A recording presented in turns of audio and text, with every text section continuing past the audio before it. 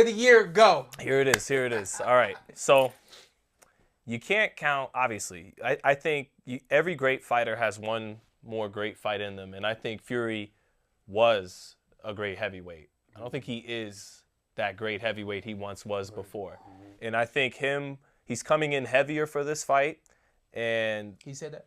yeah, I think I don't know if he said it, but it's pretty much been confirmed that he is coming in heavier for this fight. Well, maybe you're right, though. We'll see on weigh-in day. But that's the word. It's always the smoke and mirrors with him, though. True. No. But the best night of his career, February 2020, I'm going to run over Deontay Wilder like an 18-wheeler. Yeah. And this motherfucker really did that. Yeah. I thought that was smoke and mirrors. No, he's not going to go right at Wilder. What, are you going to run into the right hand? Yeah. And he did. And that was his finest hour. That Fury, February 2020, could fight with anybody in the history of the game, my opinion. But since then, Ngannou dropped him. Wilder dropped him twice in the third fight. Usyk dropped him. We were just talking about Munguia, tenderized. I think he's tenderized. I do. And I think it showed up in his last couple fights. So here's what I think Fury's going to do. He's going to try to harken back to his finest hour, be heavier, punch Usyk where he doesn't like it, that body. We've seen Usyk doesn't like it to the body. So what I think is going to happen, I think Fury is kind of going to throw everything he's got left in the tank in the first 6 rounds in this fight. And as long as Usyk can weather that storm, Marcus, I don't think there's going to be a lot there left after he throws everything he's got. Whatever he's got left, I think he's going to throw it at him first half of the fight.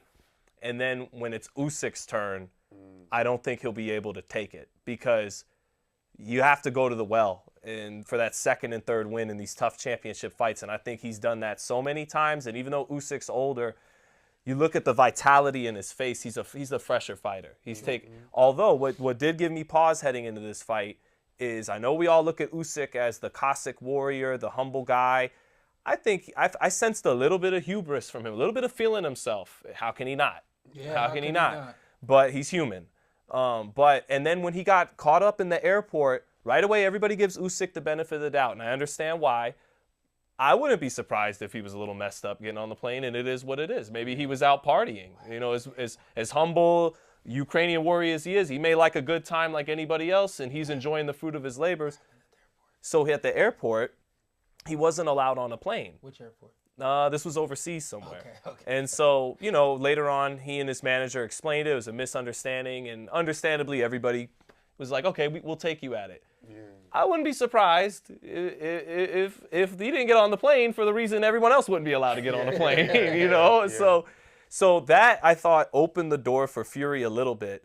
But Fury just took punishment again in the last fight. So I was talking about with Navarrete and Valdez. Navarrete hasn't looked good since he beat Valdez, but that's negated by the wear and tear on Valdez. Same thing here. So even if Usyk isn't at 110%, if he's just back to 100% for this fight, I think it'll still be enough because Fury's been through a lot. And if Fury tries to do the Wilder rematch game plan, be the bigger man, lean on him, hairy and sweaty, leaning on him, hitting him to the body, hitting him on the hip, just big manning him.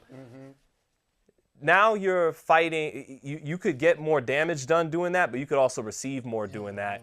And this guy almost got you out of there when you were trying to outbox him.